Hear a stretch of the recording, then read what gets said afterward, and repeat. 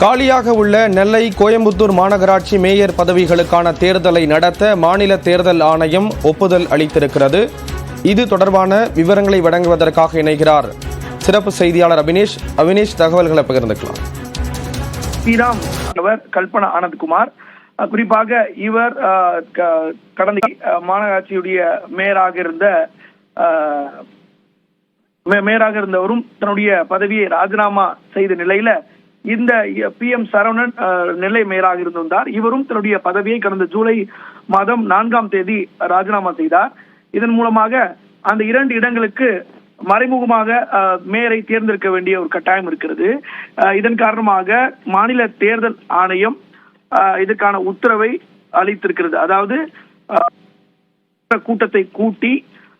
மாமன்ற கூட்டத்தை கூட்டி காலியாக உள்ள திருநெல்வேலி